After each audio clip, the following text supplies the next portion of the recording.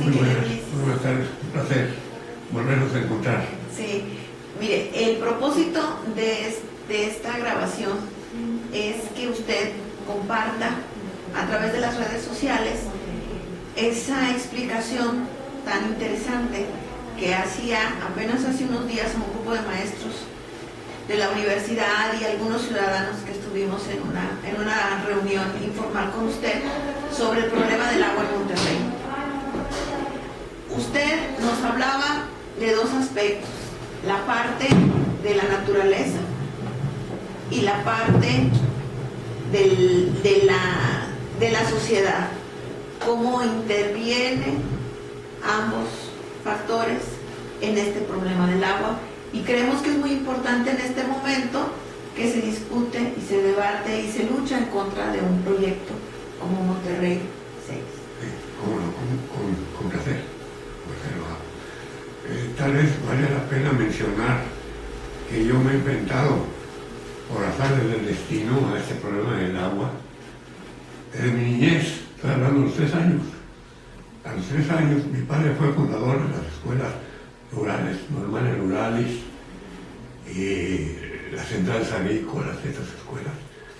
Y llegando a un lugar de una de estas escuelas, en Roque, Guanajuato. Roque, en el estado de Guanajuato, está cerca de Celaya. Ahí los maestros se hospedaban en una serie de casitas que hicieron, unas casitas blancas con sus 2 escaloncitos, no recuerdo muy bien. Y saliendo de la casa, estaba mi hermano y yo, y vi que mi padre jalaba una bomba. No sabía qué era, pero estaba jalando y salía agua. Y dije, ¿qué está haciendo? ¿Qué es esto? ¿No? Y ya me explicó que el agua de lluvia se recoge, el agua de los techos, y abajo está un aljibe, estamos sentados en un depósito de agua, que se va juntando el agua año con año cada vez que llueve, ¿verdad? Y hay veces que llueve más, pero siempre se va juntando, y para después, durante todos los días, poder sobrevivir con esto, porque tenemos escasez de agua aquí en esta zona. Estoy hablando de Guanajuato, creo que Guanajuato. Ahí empezó mi inquietud por esto, ¿no? Y ya no lo volví a dejar. De ahí pasamos a otra escuela en el Meje, en Hidalgo. Y ahí el asunto era el mismo. Finalmente en las escuelas los alumnos aprendían cómo cuidar el agua, aprendían cómo enseñar a cuidar el agua y además cómo utilizarla para la alimentación de ellos y de sus familias y de los pueblos en que iban a ir trabajando. Posteriormente me tocó estar en Galeana, Nuevo León, en la escuela normal, mi padre en la ocasión era secretario. Y la misma situación, a mí me asignaron una parcela, me asignaron una, pero al final de cuentas me cedieron 2. Vean que yo traía mucho ánimo para este asunto.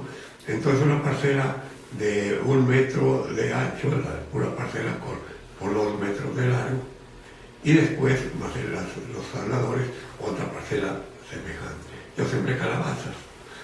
Pero ahí aprendí, porque ahí no había agua corriente tampoco, había que sacarla de una noche. Esta es la historia de esta inquietud. Posteriormente, en Villa Santiago me tocó ver 2 fenómenos muy interesantes. Un fenómeno de descubrimiento de agua que venía de la sierra. Estoy hablando de 1933.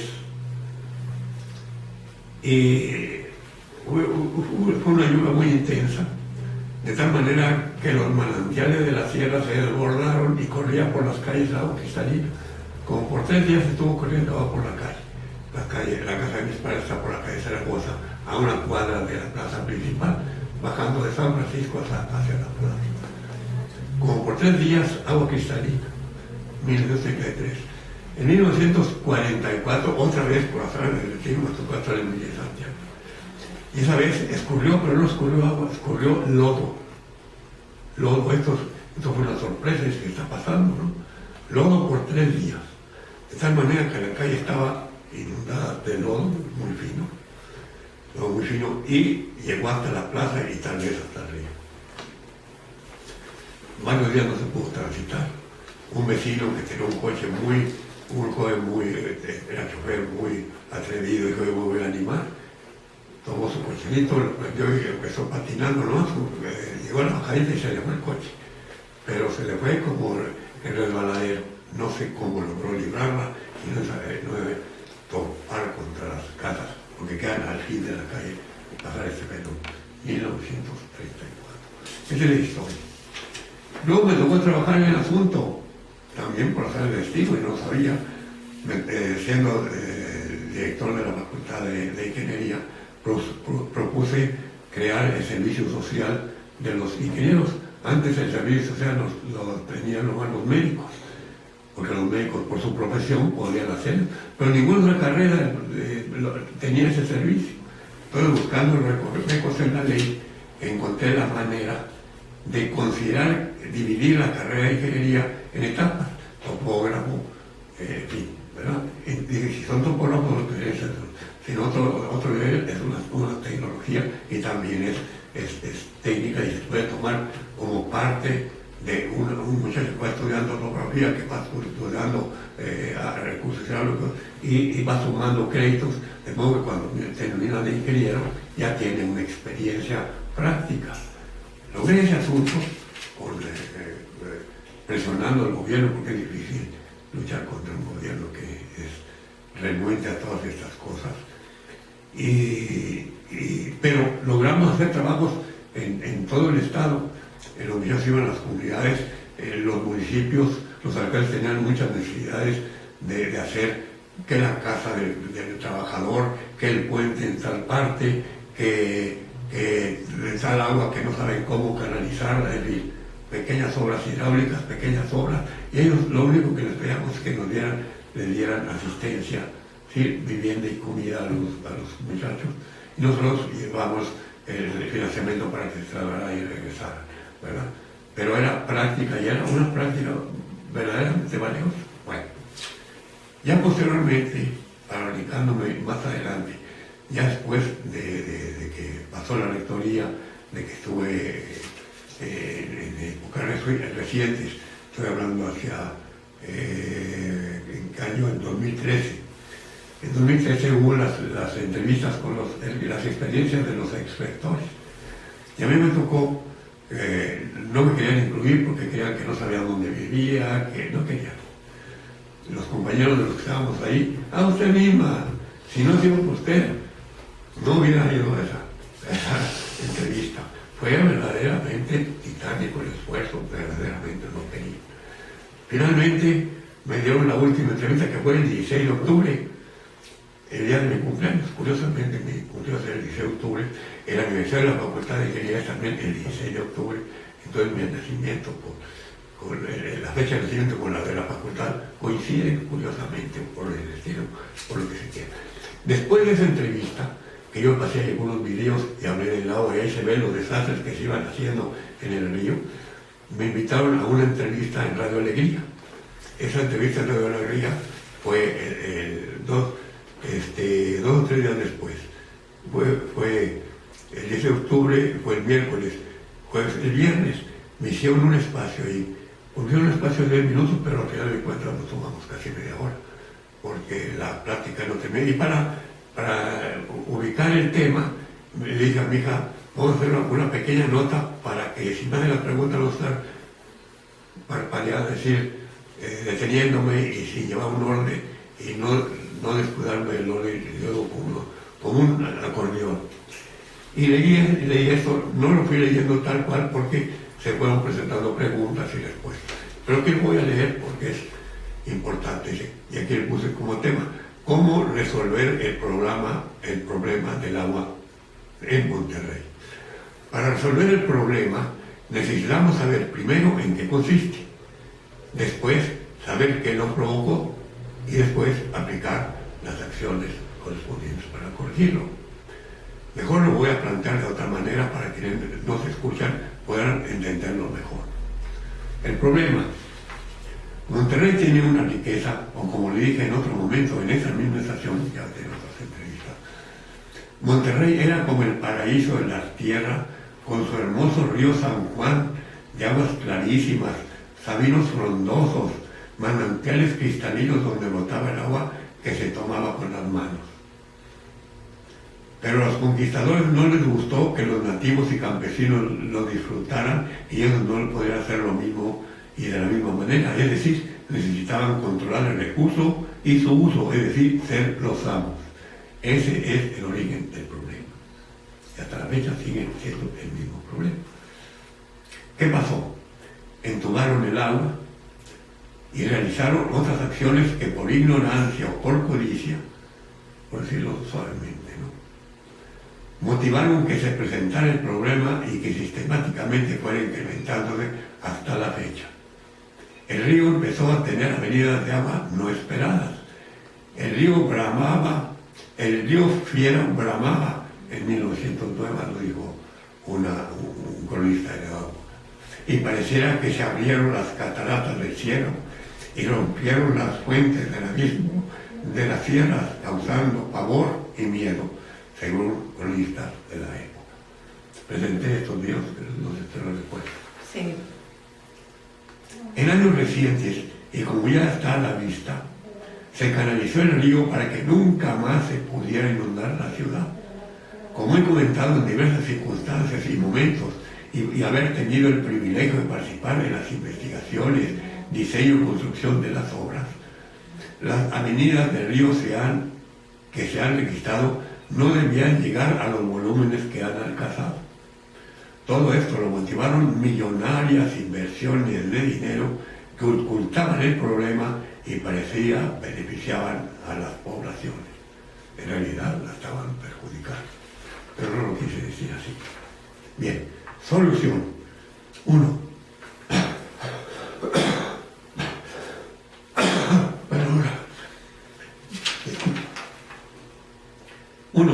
Restituir la flora y fauna características de la cuenca para restablecer su función natural, apoyando a los sobrevivientes de la región que siguen difícilmente sobreviviendo sin tener a quién acudir. Me estoy refiriendo al altiplano. Así, eso está muy interesante. Eso hay que trabajar. Ahí es donde hay que hacer el trabajo. 2. Detener la explotación de los recursos naturales de la cuenca.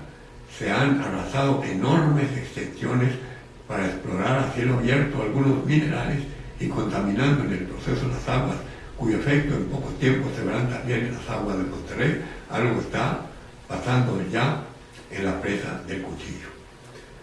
Se está contaminando ayer, o ¿cuándo estaba? ¿Cuántos tuvimos el sábado? El sábado. Lo que comentaba, de explotar el shale es meter 80 químicos a la tierra, aparte de producir temblores y demás. Esos son contaminantes terribles para la salud y esos van a dar directamente al agua que estamos consumiendo en Monterrey. Cuando esté totalmente contaminada va a ser imposible. ¿Quién podrá sobrevivir? Nadie en Monterrey. Ni trayendo ese tubo que quieren hacer porque no lo van a dejar que la traigan de ahí. ¿Qué van a hacer los que lo provocaron? Irse de Monterrey. Y a los que están aquí, pues que se mueran. ¿Quiénes sobrevivirían? Nomás la gente que está en el altiplano, si es que las apoyamos. Y empezamos por ahí para que Monterrey vuelva a proceder en algún momento. Pero yo espero que no lleguemos tan lejos y pronto podamos empezar a trabajar en esto. Quité el dedo del renglón y ya, en las aguas encontré algo que está pasando en la presa del Cuchillo. Acciones. Se requiere que los proyectos tengan continuidad. Es otro de los terribles problemas, porque las acciones de gobierno se cambian normalmente cada vez que hay elecciones, es decir, cada 6 años. Ya ves, cada 3 años, sobre todo las municipales. Y en ese sentido es terrible, ¿no? Un alcalde llega, no ha sido un año, ya cuando llega quiere hacer cosas, y quiere tapar aquí, quiere tapar un valle, quiere inventando cosas para andarse paseando y diciendo que hace cosas, no le queda otra. No se les ocurre nada, ni tiempo que ocurrirse si no saben ni forman parte de la sociedad activa y que defiende al pueblo, que no forman ya parte del pueblo, forman parte de los chapulines. Ahí está. Eso no lo he dicho, pero yo lo estoy diciendo. Ahora bien, como se requiere construir, yo trabajé en el gobierno federal también con este proyecto y logré algunos avances, pero me enfrenté con el mismo problema. sale un presidente, entonces se paralizan las obras, los trabajos. Y entonces tenían que esperar 2 años para el siguiente, y el siguiente me llevaba 1 año, de 2 para estarle replanteando, y apenas estábamos empezando, y 1 año otra vez se paralizaba el trabajo. Era un esfuerzo gigantesco, muchísimo trabajo, y los resultados terriblemente decepcionantes. Entonces para propuse, bueno, ya que conozco el problema, ya que los compañeros míos, los de aulas anexas que llamamos, que fueron compañeros de la universidad, que trabajaban en esto conmigo y logramos crear aulas anexas con ese mismo propósito, pues dijeron, estamos dispuestos a trabajar. Entonces organicé una fundación, a mi nombre, Fundación Ingeniero Héctor Ulises Leal, sembrar la semilla del progreso, esa función, ir a sembrar la semilla del progreso. Si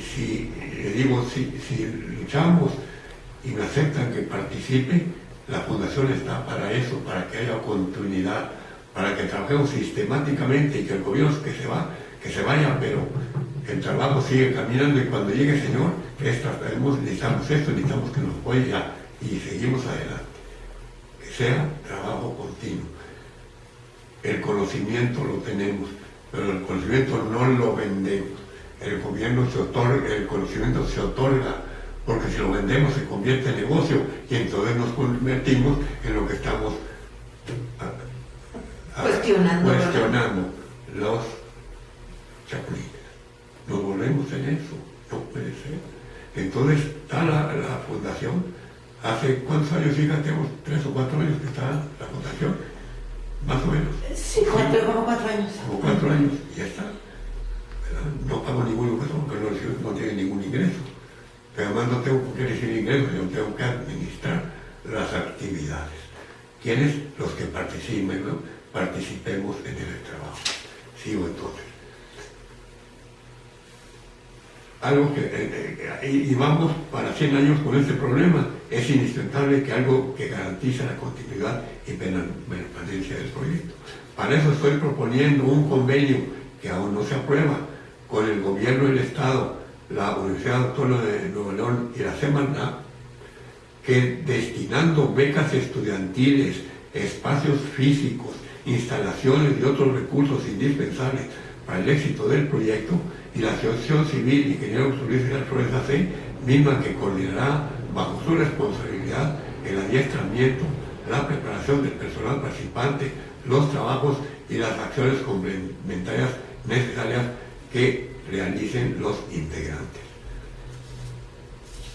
Y ya, con eso saldríamos adelante. Esa es la propuesta. Parece muy sencillo cuando se habla de traer agua desde el pánuco, inversiones extraordinarias, y frente a eso esta propuesta de solución. Eso es otra cosa. Es otra cosa. El que me entrevistó se llama José Luis Portugal, no sé si todavía trabaja en la radiodifusora. Me empezó a hablar del proyecto. ¿Y qué dijo usted? Y le dije, bueno, pero ese proyecto lo van a hacer porque no se necesita, pero lo van a hacer porque es negocio. Porque si hacen lo que se necesita, y como eso no es negocio, no les interesa. Entonces lo van a hacer, lo quieren hacer, porque es el gran negocio. El gran negocio es administrar el agua, controlar el agua, ser los dueños del agua, y que a la gente que se muera no les interesa. Ese es el problema. Y lo discutimos ampliamente, y ahora después me entero que el Monterrey 6 lo quieren hacer, pero ¿qué diría yo? Yo participé como el especialista en hidráulica, y el que diseñó la red vigente que existe en Monterrey, la presenté en contra del proyecto de México de la Secretaría de Recursos Hidráulicos. ¿En qué año fue eso? En los años 50. Y el ingeniero tiene un archivo de videos muy interesante sobre todo eso, cómo construyó, cómo estuvo participando en eso. Yo lo sé, muy interesante. Entonces, en esa ocasión me tocó a mí trabajar en eso. Con otros compañeros, el que presidió la organización de ese trabajo fue un ingeniero venezolano, Y él trajo consigo un hidrólogo. Y además se sumó con él un geólogo, Juan Ruiz de la Parra. ¿Ha oído el nombre de Juan Ruiz de la Parra? No. Es el fundador del INEGI. Juan Ruiz de la Parra. Porque antes era era la oficina de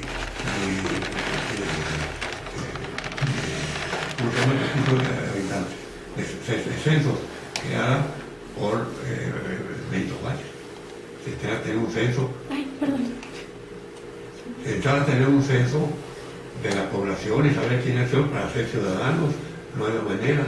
Entonces, él creó esa bueno, pues en esa hablando de los años 20, los años 20 después hablaríamos, pero en los años 50, que es donde yo fue cuando usted trabajó en la red.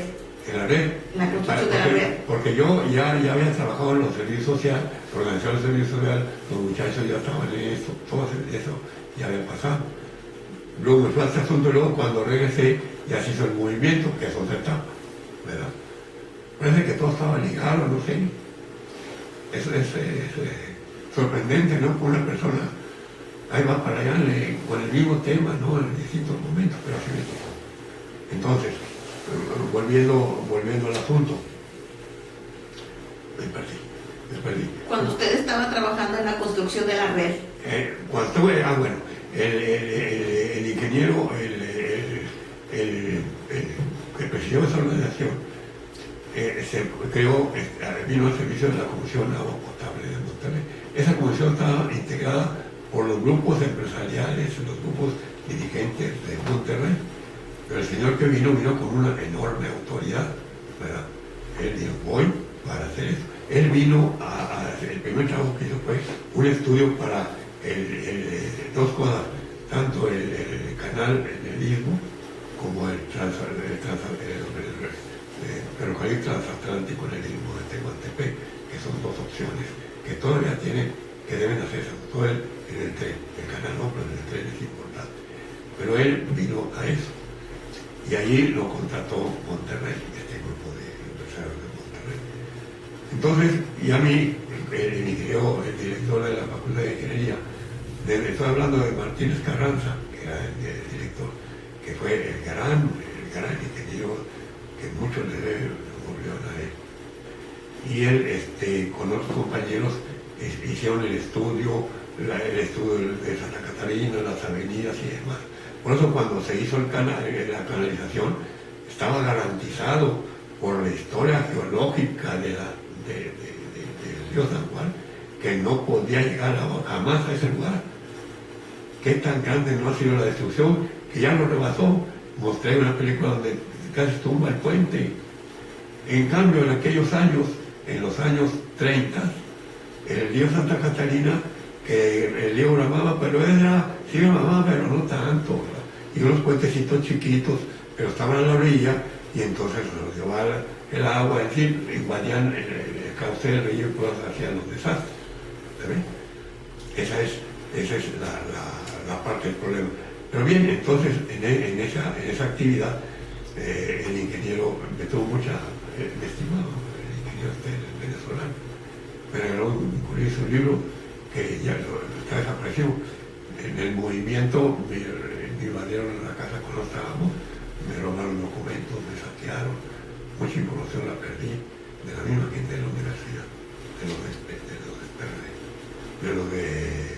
del partido. ¿Del Partido Comunista? Del Partido Comunista. El Partido Comunista. Los saqueadores. Una noticia ahí que no viene ahorita al caso, porque tantas cosas que son historia, pero son hechos verdaderos. En fin, entonces, al fundador del INEGI, era un jovencito, y hice muy buena amistad, era un jovencito. Después seguimos en comunicación, cuando los movimientos, seguimos en comunicación con una tarea de apreciación, y el ingeniero era venezolano, ya fallecido, pero y me hizo una predicción, curiosamente, estando aquí en Nueva York, entonces, en la universidad se acercó y consiguió dar clases sobre hidrología, sí. Y entonces yo no sabía, pero en el trabajo nos encontrábamos continuadamente. Un día estábamos platicando con Estados Unidos, aquí, estábamos platicando y sin decir agua, me dice, tú vas a ser todo de la universidad. Bueno, no me sonreí. Imposible, de los imposibles, por mi conducta, yo era sindicalista, yo era, estaba por decir, era de mi obedecer. Imposible que yo pueda llegar a hacer eso. No era una posibilidad. Y mire cómo suceden las cosas. Pero no entiendo cómo puedo él imaginar o predecir algo que estaba muy lejos de ese momento. Ya me desvié del tema, pero estamos viendo a esto del agua. ¿Qué seguimos? Con la cuenca del altiplano que corresponde al agua del oriente, o sea, de la Sierra Madre Oriental, aunque esa se junta con la Sierra Madre Occidental, pero hay una parte que corresponde y que alimenta a la Sierra Madre Oriental y afuera de la Sierra Madre Oriental, que es donde estamos nosotros, de este lado de la Sierra Madre. Esa cuenca tiene un nivel, una curva de nivel que es la de 1800 metros sobre el nivel del mar. Aquí hago una referencia. Ese trabajo todavía no existía la fotogrametría, eso que estabas mencionando, pero en la época de Porfirio Díaz se hizo un trabajo muy importante de topografía con el ejército, ¿verdad? Con cadeneros, se decía. Entonces hicieron un levantamiento, al menos de esta parte de la República, que lo teníamos allí en la Comisión de Agua Potable de Monterrey. Yo supongo que el ingeniero que estoy mencionando, él ya lo tenía porque si estuvo trabajando en el mismo, quiere decir que él tenía la información y la consiguió para nosotros. Entonces yo me basé en ese trabajo, si no hubiera sido muy difícil, ¿verdad? Y se va un buen trabajo, excelente, muy buen trabajo. Que se hizo en los tiempos de Porfirio Díaz. De Porfirio Díaz, eso lo hizo él, eso hay que agradecer a él, porque él no hubiéramos podido avanzar en este asunto. Estaríamos todavía con más problemas para entenderlo. Esa es la historia de esto, es una parte. Bien, entonces, esa curva de 1800 metros creada por la naturaleza es una especie de filtro en donde el agua que llueve cae en esa zona, se conserva superficialmente en ella y se va resumiendo. Entonces son las partes que se inundan y la vegetación sobrevive con esas inundaciones, es parte de la estructura. Los magueyes, hay magueyes que son para eso, para ese tipo de inundaciones, y hay otros árboles que se va uno de aquí a Zacatecas, por ejemplo, los ve uno, hay grandes extensiones todavía de terreno que están llenos de estos árboles, ¿verdad? Que son específicamente para esa zona, creadas por nuestro creador, que eso no es ningún invento. Si no hubiera un creador, pues no habría manera de entender estas cosas, ¿no? Si o no entendemos que alguien dice, este es mi diseño, quiere decir que hubo una inteligencia que diseñó estos aparatitos, pero si uno puede diseñar estos aparatitos, quiero decir que otra persona, un ser superior, que nos diseñó a nosotros, ¿sabes? Y esto lo hace entendible para un joven de esta época entender. Si alguien diseñó y dice, este es mi diseño, esta es mi creación, bueno, nosotros somos creación de un ser superior que nos creó y nos armó para trabajar en esta zona, para cuidarla, porque la Tierra hay que cuidarla, porque no tenemos otra nave espacial, es la única, no hay otra para nosotros. Fuimos creados para esto y para cuidarla. Entonces, volviendo al tema, 1800 metros, checamos la zona, calculamos la cantidad de agua, ¿verdad? Y cómo se va acumulando. Como yo ya tenía la experiencia de los lodos, ya tenía esta experiencia, y cuando estuve después, cuando fui exiliado de aquí de Monterrey, después del movimiento, que estuve trabajando en el gobierno federal, también seguí trabajando sobre el mismo asunto, ¿no? Nunca dejé de machacar sobre el mismo tema. Entonces, pude detectar qué se hacía y qué se hacía mal. Por ejemplo, la forestal, en la época de Cárdenas hizo una cosa terrible, ¿no? Pero no es culpa de él.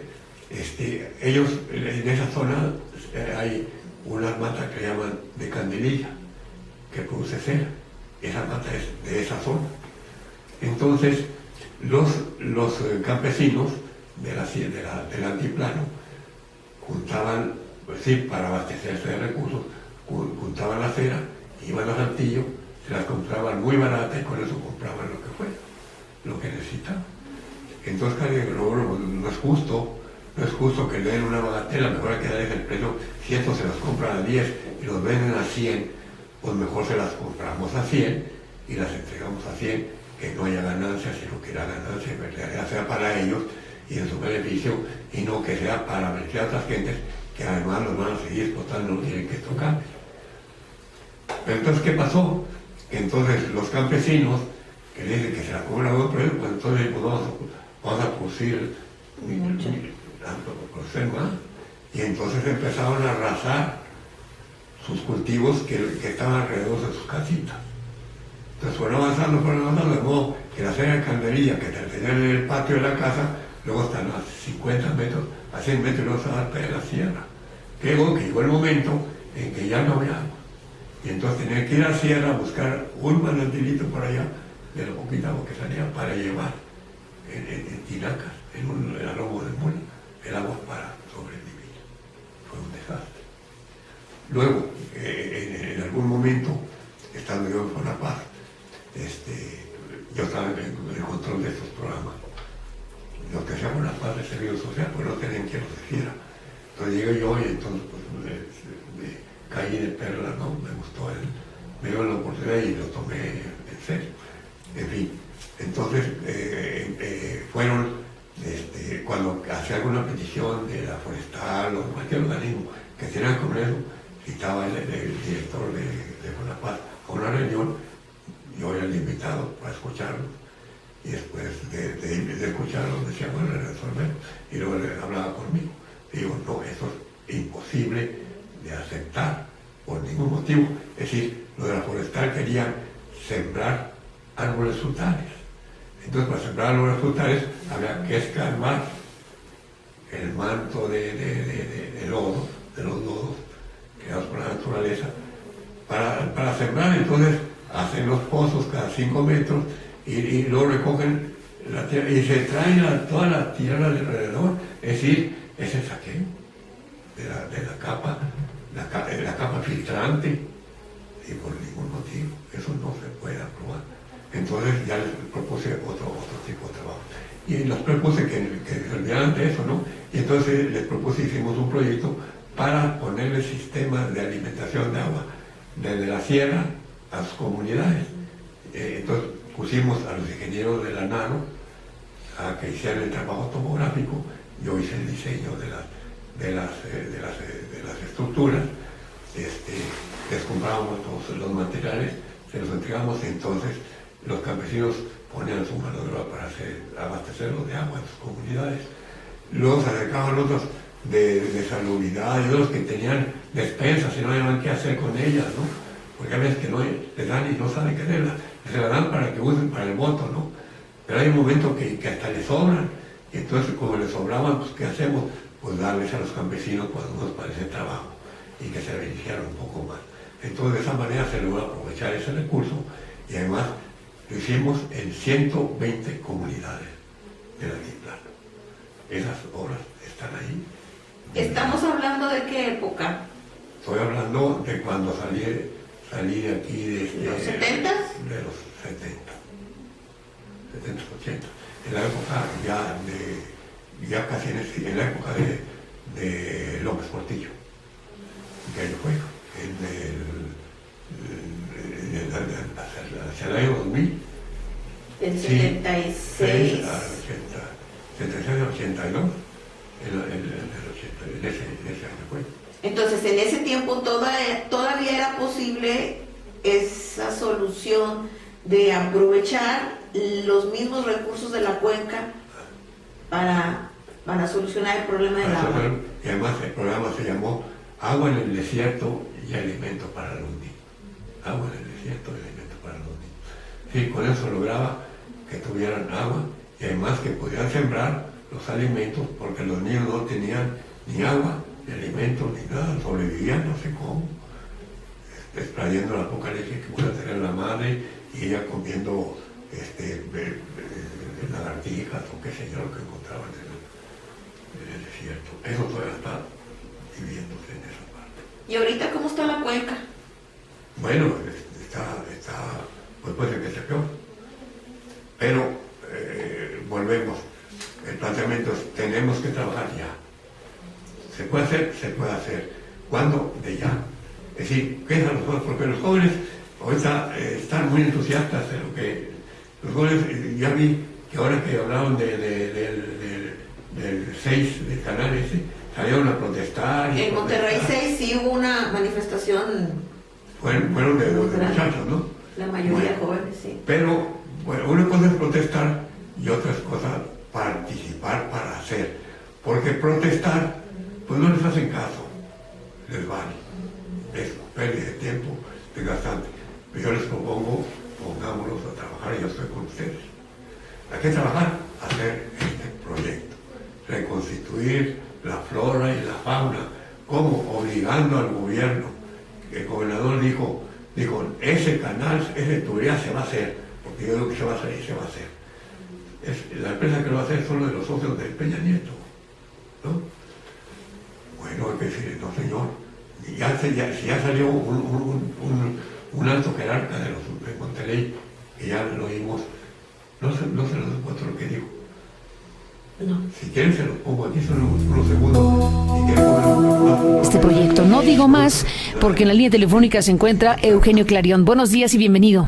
Muy buenos días, Carmen, ¿cómo has estado? Pues bien, Eugenio, ¿qué me dices? Además de estos elementos de contexto que presento, estamos frente a uno de los proyectos más polémicos, fuertes para Monterrey, y ustedes están pues en una crítica muy fuerte. Mira, en realidad el Fondo del Agua lo que busca es cómo le hacemos para conservar la mayor parte del agua posible en la cuenca del río San Juan, que es la que atiende a Monterrey, y cómo le hacemos para que los ciclones no tengan tantos daños como han tenido últimamente. Uh-huh. Al anunciarse este proyecto para hacer un trasvase de agua del río Pánuco a la cuenca de Monterrey, pues este es un proyecto pues no del gobierno federal ni del gobierno del estado, es un proyecto que tendrá que ser pagado por los ciudadanos. Agua y Drenaje de Monterrey, quien vende el agua aquí en la ciudad, se compromete a pagar este acueducto en los próximos 20 y tantos años, y obviamente pues lo tendremos que pagar todos los regiomontanos en proporción a nuestras necesidades de agua. Por otra parte, este fondo de agua fue promovido, entre otras entidades, por The Nature Conservancy, el organismo más grande de conservación en el mundo, y ellos tienen técnicos y especialistas, y les pedimos que nos hicieran un análisis técnico, nada que ver con políticas ni mucho menos, sobre el acueducto. Y bueno, pues los resultados son muy preocupantes, porque por una parte nos dicen que las aguas disponibles del río Pánuco ya han sido concesionadas, no habrá suficiente agua en años futuros que pueda ser bombeada a Monterrey, porque ya está concesionado a Querétaro, a Guanajuato, además de los agricultores de San Luis Potosí, de Tamaulipas, y el consumo de agua de la ciudad de Tampico. Entonces, la conclusión que tienen es que no habrá suficiente agua para traerla acá. Luego, en el estudio técnico que hizo Agua y Drenaje para justificar el proyecto, dice que se necesitarán en el futuro 300 litros por habitante día. Con agua dice que lo máximo que se puede dar a una ciudad como Monterrey serían 230, pero Agua y Drenaje lo que factura son 170 litros por habitante día. Entonces, para justificar el estudio se elevó una cantidad considerablemente de lo que realmente se necesita. Por lo tanto, bueno, pues el análisis preliminar del estudio técnico de Nature Conservancy es que, número uno, no va a haber agua, y número dos, no la necesitamos. Entonces, nos echamos una deuda de 57 mil millones de pesos los regiomontanos para pagar un tubo que no necesitamos. ¡Qué barbaridad, Eugenio! Entonces, el problema es ese. Finalmente, hemos estado hablando con los señores de agua y drenaje, que también forman parte de nuestro fondo, y la semana entrante ya van a tener las primeras pláticas con The Nature Conservancy, y van a invitar, por supuesto, a las gentes de Conagua, y van a confrontar las cifras. A nosotros no nos interesa ni la cuestión política ni nada de ese ruido. Lo que nos interesa es que técnicamente sea viable y que sea positivo para la sociedad. Y si se van a gastar... El análisis preliminar dice que no es así, pero bueno, pues esto lo tendrán que confrontar los técnicos de ambos lados. Pero si este análisis, como dices, Eugenio, preliminar dice lo que nos cuentas, evidentemente hay que frenar el asunto hasta que se tenga la total convicción de que se debe hacer o no. Ese fue nuestro mensaje. Nuestro mensaje como fondo es pedirle a las autoridades que antes de que arranquen este proyecto, que confronten estos datos técnicos, que evalúen y que vean si efectivamente las cifras, porque The Nature Conservancy, con los investigadores que tiene, se basó en cifras públicas, cifras del propio gobierno. Entonces no están inventando ni suponiendo nada. Tendrán que confrontarse las cifras tanto de los consumos como de la disponibilidad de agua para ver si efectivamente se justifica el acueducto. El acueducto, pues todo un tema, Eugenio. Por lo pronto sabemos que el fin de semana organizaciones están anunciando pues actividades, digámoslo así, para que esto se resuelva de la mejor manera posible. Este domingo se tiene previsto que a las 12 del día en la explanada de los Héroes habrá una manifestación, no a Monterrey 6, sí a El Agua para Todos, y otra serie de expresiones de la sociedad y de expertos que están llamando la atención sobre este proyecto muy millonario, del cual ahora pues hay que ensanchar la discusión, no hay que ensanchar, hay que centrar la discusión en el tema de la pertinencia y de la conveniencia técnica de que esto suceda o no suceda, y eso es lo que se aporta. Entonces, la idea que yo tendría es que tenemos que decirles a los jóvenes: hay algo que hacer, que es reconstruir la cuenca para que Monterrey tenga agua, porque de otra manera no la va a tener. ¿Por qué? Porque ya se ha estado destruyendo la cuenca, se ha estado contaminando la cuenca. Por eso los campesinos de toda la costa, incluyendo los de Zacatecas, dicen: pues ya no, nosotros tenemos que estar para nosotros. ¿Por qué? Porque la de Monterrey no nos va a servir, por mucho que no nos va a servir para nada. Entonces ese es el problema. ¿Qué hay que hacer? Evitar que hagan estos esfuerzos, las tonterías del grupo Shell de meter químicos para envenenar más el agua. Evitar, y como lo comenté en la reunión, que hay una minera en San Luis que por sacar medio gramo de oro es negocio, arruinar el agua otra vez. Eso debe prohibirse, sobre todo que ya hay un manantial, una fuente de oro gigantesca en Michoacán. Con esa tienen para como gran riqueza ahorita de México, aparte del petróleo, pero la gran riqueza está allí. Pero esa también se la quieren robar toda, ¿no? ¿Qué está pasando ahorita? Que la situación se ha vuelto tan crítica.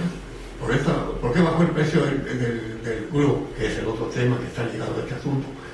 Porque estamos viviendo el siglo del terror, creado a partir de la Segunda Guerra Mundial. ¿No he hablado de esto? No, todavía no. ¿Cómo nos metemos a tantos temas? No es justo, ¿verdad? Sí. Resulta que en la Primera Guerra Mundial, surgió a partir de la reforma de la era de la industria, la cuestión de la industria que la mencioné, que cuando empezamos hablando del gran guerrero de Napoleón y cómo abrió la puerta del conocimiento. Estaba diciendo eso y hasta ahí yo me tuve que ir la vez pasada. Bueno, ya escuché la historia de Napoleón y la puerta del conocimiento. Bueno, la puerta del conocimiento la usó Napoleón cuando fue a Egipto para traer conocimiento y comprometerse a utilizarla para bien de la sociedad. No fue de gratis, o que dije fue a enamorar a quién sabe qué, a la princesa. Por un cuento, ¿no? Él fue a hacer un compromiso y llegó y lo cumplió. Otra parte del mundo que tenía el conocimiento más avanzado, tan avanzado como el Egipto, es los aztecas y los mexicanos. Es decir, las pirámides del Sol son iguales que las de Egipto, con la misma orientación y con el mismo objetivo. Ellos tenían conocimiento de los ciclos solares y los ciclos del universo, por eso hablan de los soles. ¿Se acuerdan que alguien dice? Estamos en el quinto sol. El quinto sol que estamos viendo ahorita, justamente. El punto crítico que se tiene que resolver si el ser humano sobrevive o no sobrevive. Ese es el punto. Bien. Entonces, cuando Napoleón se compromete, entonces se descubre un elemento que era totalmente desconocido. No se sabía qué era la luz. ¿El sol sale? Pues sí, porque sale. ¿Qué es la luz? Pues es la del sol. Así es. ¿Qué es eso? Pues es una luz. En fin, inventan cosas. En algún momento les hablaba de que el padre había hecho la creación en 7 días, ¿no? Sí. Está ligado al mismo asunto, total igual. Entonces, Napoleón trajo la información de lo que se conoció después como energía, que fue la base de la industrialización. ¿Por qué? Porque ya se supo allí que la revolución industrial viene porque ya se pudieron fabricar máquinas que sustituían el trabajo del hombre. Pero además se supo que la luz no es algo estático, sino que es algo que transmite, que viaja en el espacio a velocidad constante, y esa velocidad es exactamente 300.000 kilómetros por segundo. Con esa medida de 300.000 kilómetros por segundo hicieron un metro de platino, en la época de Napoleón, que era un metro, que era la 10 millonésima parte del cuadrante del meridiano terrestre. ¿Qué quiere decir? Que la esfera terrestre tiene medidas cósmicas. No se hizo a la y se va, se construyó específicamente para funcionar como está funcionando. Ese es el tema de fondo. ¿Se ve? Entonces, con la revolución industrial, y que tenemos que tratar ahora así el tema, surgen dos personajes. En Europa surge Marx y Engels, judíos, doctorados en filosofía, y en México surge Benito Juárez, son contemporáneos. Y Benito Juárez surge con lo que él expresó del principio cristiano de que el respeto al derecho ajeno es la paz. Él lo estableció y él lo siguió toda su vida, y con base en él es que se intentó construir el país que tenemos. La Constitución del 17 la crearon a partir de la reforma, la crearon los juaristas. Creó su propio grupo masónico. Los masones de México no son los masones de Inglaterra, allá es el rito de York, que es el rito de Juárez. El rito juarista es su logia. Y tiene, como platicaba ayer con el compañero ayer, no sé, ya se fue, no sé, Covarrubias, ¿no?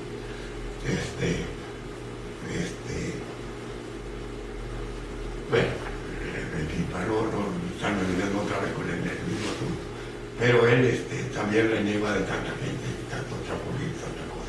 En fin, entonces volviendo al tema, la Constitución era para eso, pero en Europa no siguió esa, sino que siguió las normas de donde surgió la Revolución Industrial, porque donde se hacían las cosas era en Europa. Acá en América no, porque en América la gente vivía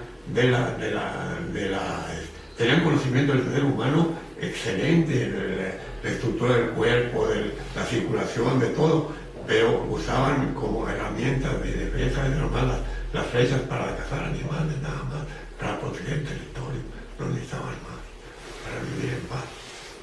Y en Europa, como vivían con el terrible imperio, ese fue el terrible imperio el más devastador que ha tenido la Tierra en los últimos 4.000 años, que es el imperio romano. Roma, cuando llega Cristo, llega bajo donde tiene el control Roma.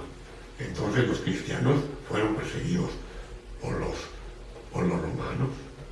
Recuerda cómo está, que va de no sé quién a quién sabe qué, se lavaban las manos, esa historia es la persecución.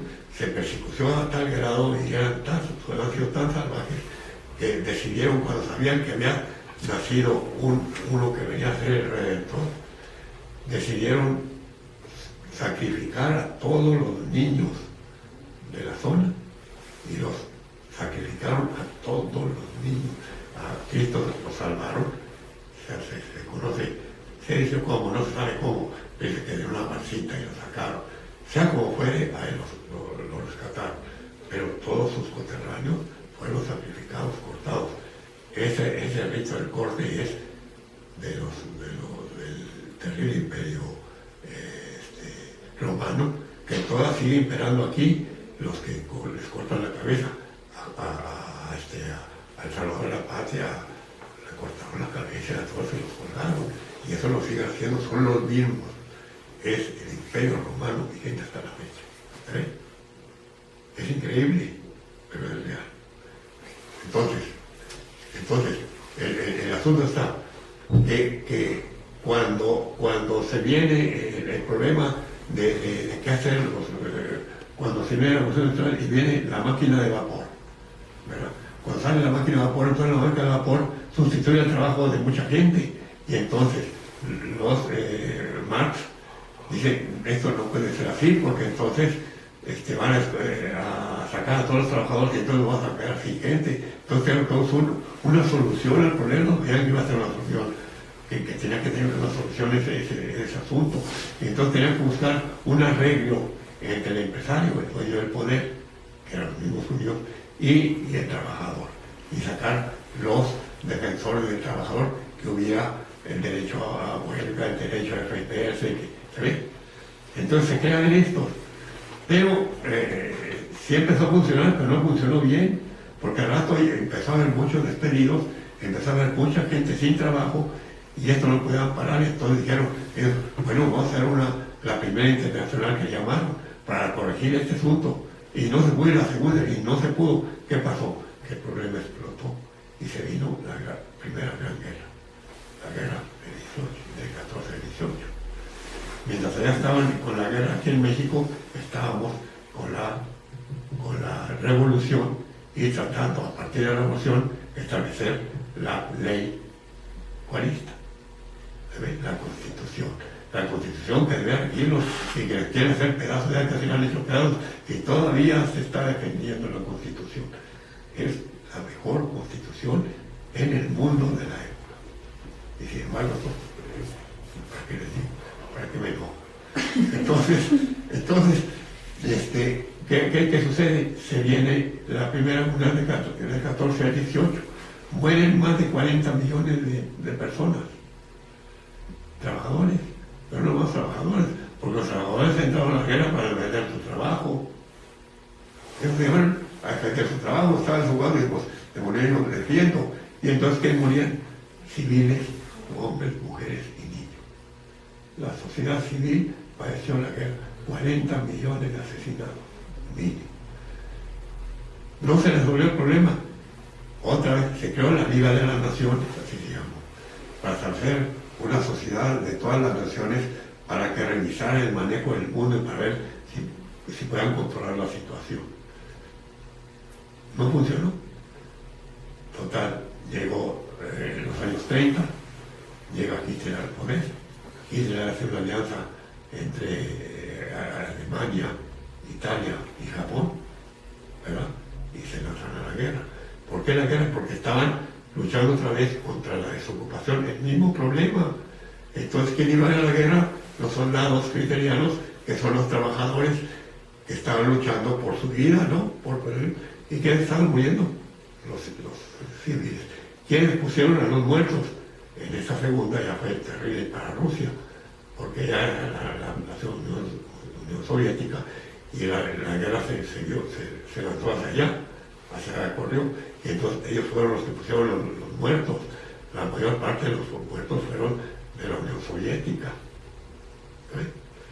Entonces ellos pusieron los muertos, y estos, y los otros, pues se supone que habían resuelto el problema. Se creó las Naciones Unidas de ahora, pero antes de crearse viene el término de la guerra. El poder que manejaba todas estas miserias era Inglaterra. Inglaterra manejó todo este asunto. Pero como Estados Unidos proveía de cosas y demás, México también, pues, no vivimos esa época, porque aquí se creó la ley de Lule, si no había, todo se mandaba para Estados Unidos, toda la producción. México se inundó de dinero y de recursos, porque toda la producción de México iba para Estados Unidos, incluyendo la marihuana. Se mandaba por bolsas, en autobús, en Villa Santiago, ahí estaban las bolsas allí, y yo en los autobuses para el viento libre que se llama Salvaría de la Villa, y nomás subían la costalera arriba, en la parrilla que traen el autobús de pasajeros, y vamos a Monterrey, aquí directo a Estados Unidos, con la hierba. Marihuana para mandarlos a la guerra a los soldados, drogados, para que pelearan el control y se dejaran matar, al final de cuentas.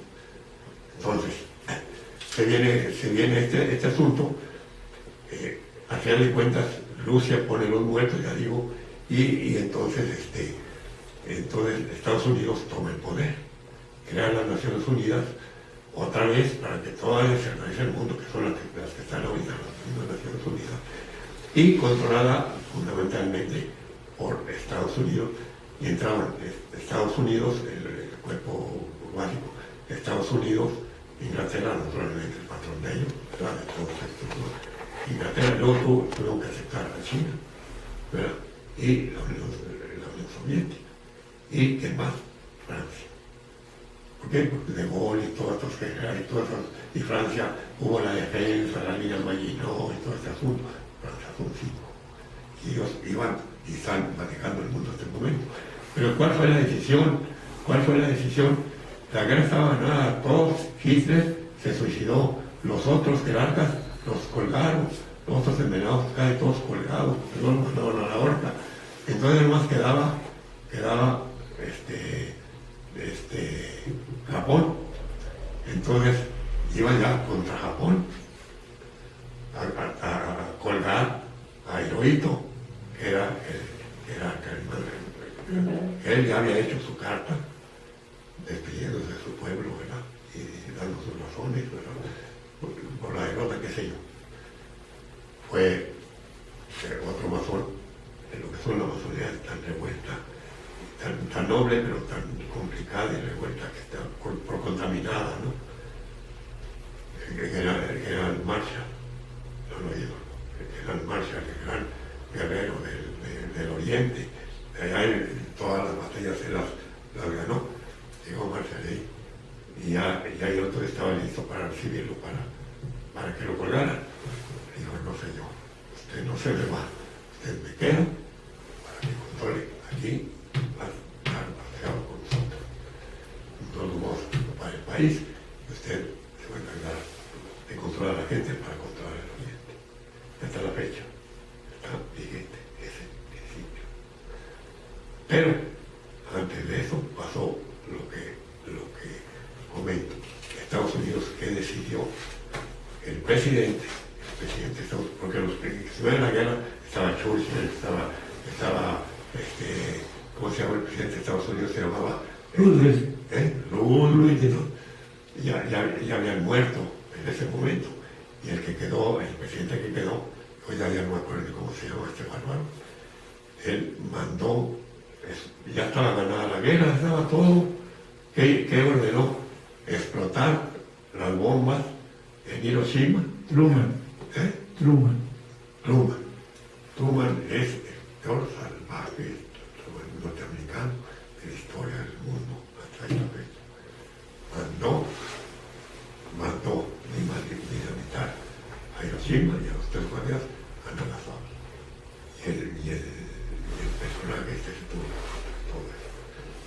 En segundos murieron 300.000 personas y en otras 200.000. Más de medio millón de personas hechas pedazos, familias enteras, todos por el pueblo. Todavía hay gente que sobrevivió, por de dentro no se salvó nadie, pero en los alrededores todavía hay gente en este momento que tienen secuelas, padecimientos y cosas que no tienen solución por causa de las radiaciones de las bombas atómicas. Ese es el momento que estamos viviendo. Y es el momento que viene a resolver, ya llegó el actual presidente de Estados Unidos, que se llama, es un negro. Tuvo que venir un negro para poner orden. Les he hablado de los BRICS, ¿verdad? Sí, bueno, algo alcancé a escuchar. Bueno, ¿no? de los BRICS está ligado, el presidente de Estados Unidos viene a poner orden en ese problema. Y va avanzando. No puede avanzar porque tiene el Congreso y todo el poder encima. Pero ¿qué hizo? ¿Qué hizo?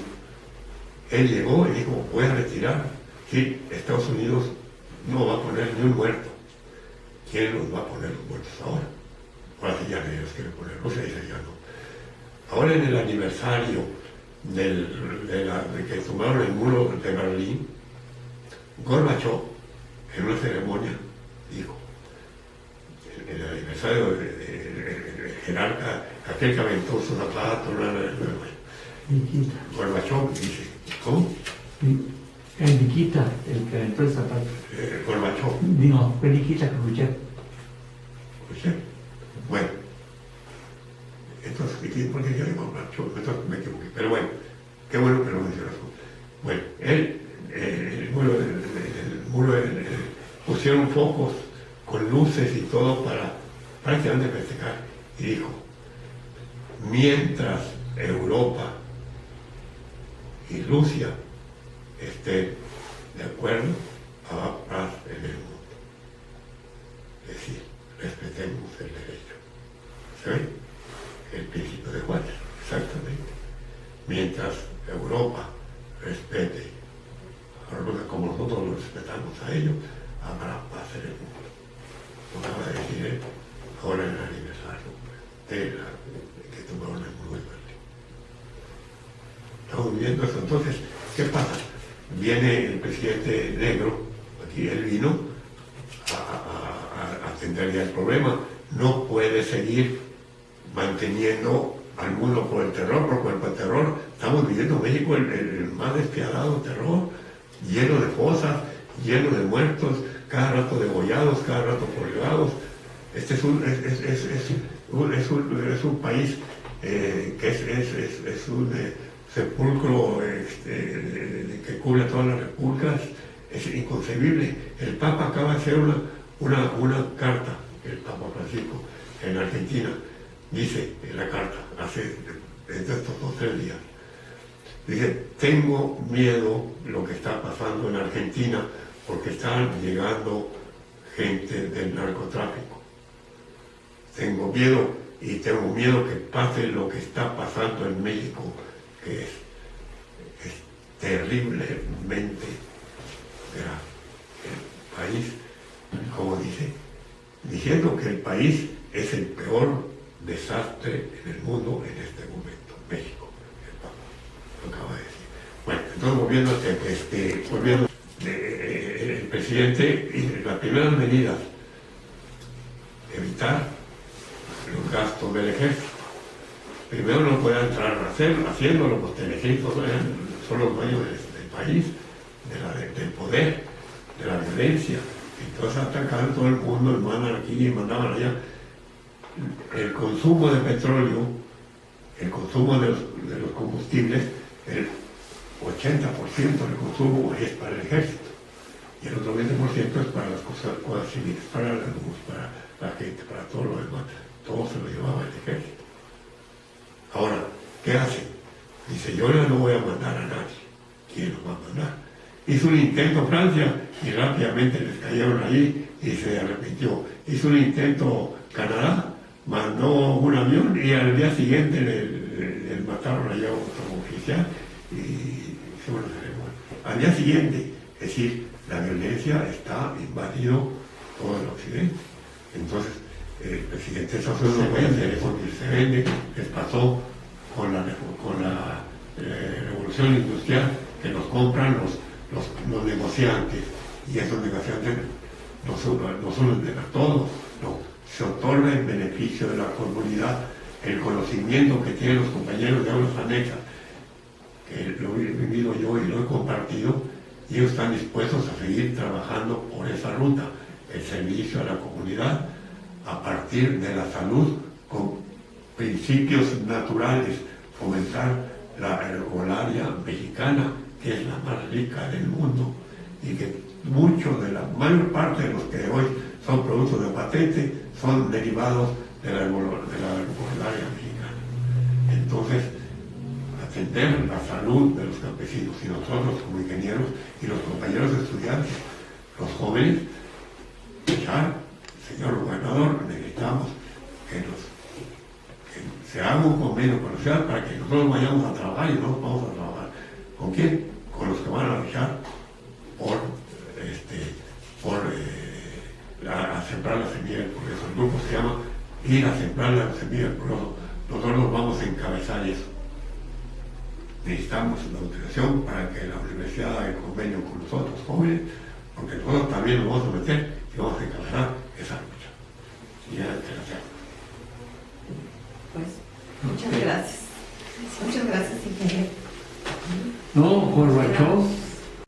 Lo del chapulineo, dice. Sí, es importante. En la reunión, un compañero me obsequió esto. Y dice aquí, más o menos estamos así. Y aquí vemos más o menos un presidente, aquí está, ¿verdad? Aquí está, y la gente colgada. Un joven que en deuda nos deja colgados, ¿verdad? Más coches, Más ratas. Más ratas. Una precandidata PRI, más Chapulín del más pan. del PAN, lo vamos a hacer, dice esta Chapulín. Y aquí viene que la está señalando, en enero de 2015 hizo esta caricatura. Ah, sí, esta es la que quieres. Sí, sí. Sí, esta es la que quieres ¿Por qué? retratar. Bueno, Ah, ya sí. le dije, ya ¿cómo está? No, te tomamos una foto, yo creo que de Sí, más sí. cerca, ¿no?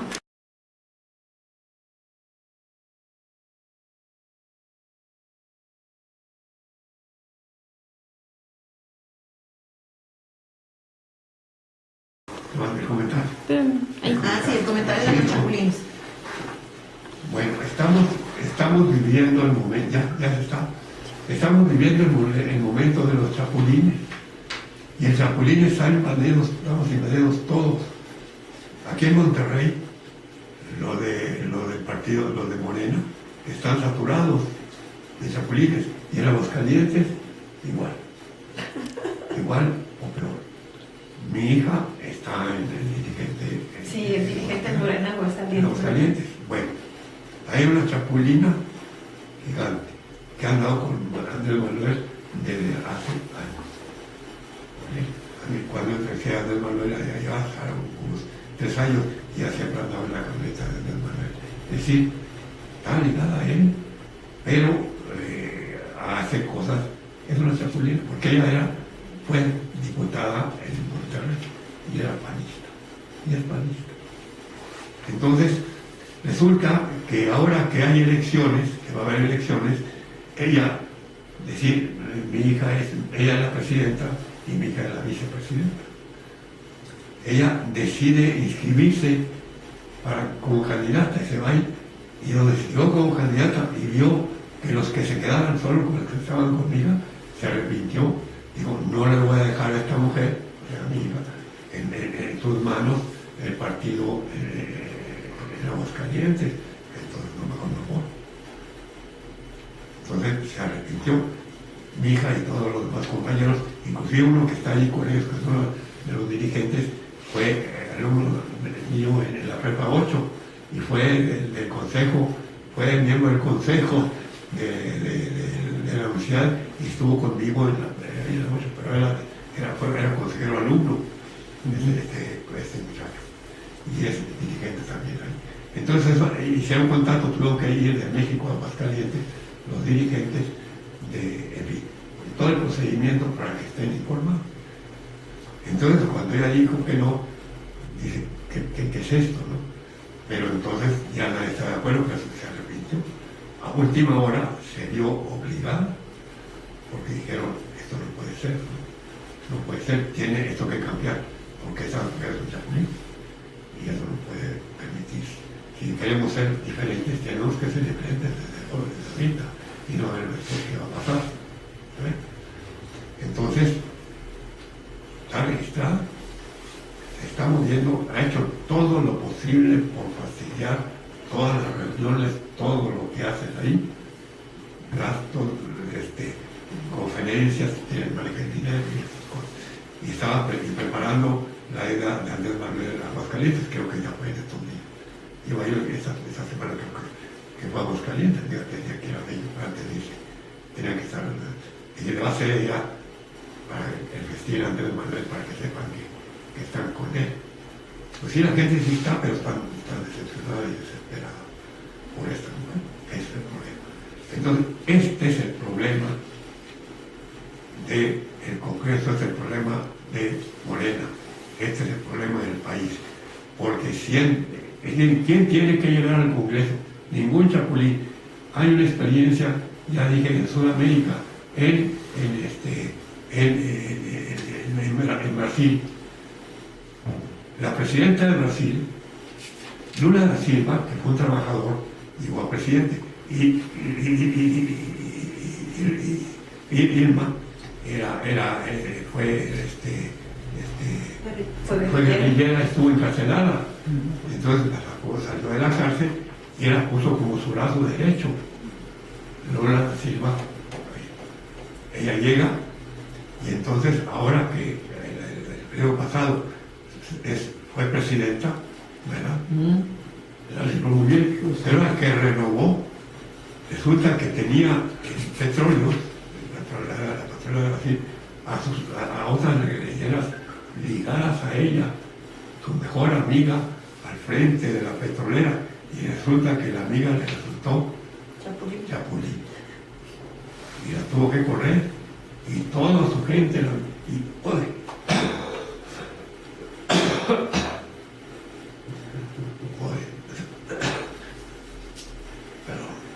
Quedan 2 minutos. Pues siguió corriendo gente. Dice, va a acabar, pero tiene que acabar con ese problema. Es decir, y aquí en México, protegiendo a todos los chapulines. Es decir, terrible lo que enfrenta Andrés Manuel. Cómo librarse de los chapulines, porque le van a brincar por todos lados y hay que acabar con ellos. Quienes lleguen al Congreso, por ningún motivo deben ser chapulines, tienen que ser gente del pueblo, no necesitan ser sabios, van a seguir las normas y principios que defiende el partido. Ellos van y apoyar lo que defiende el partido y punto. No van a seguridad. Y cuando termine su misión, se regresa para que vaya otro joven a aprender. Pero no, tú repites para que tienes el... No, porque entonces se convierte en chapulín, como le pasó a la misma. Hay que tener mucho cuidado, porque este es el gran problema que hay que resolver. Teniendo puros jóvenes en el Congreso, se siguen las normas del partido y ganan el Congreso. Ganando el Congreso, tienen en sus manos el futuro del país. De otra manera, vamos a estar perdidos. Yo entonces deseo que tengan el mayor éxito en este esfuerzo y que esto lo tomen como la bandera permanente a vigilar, que no se les aparezca un chapulín y los mantengan ahí, aplastarlos de ya.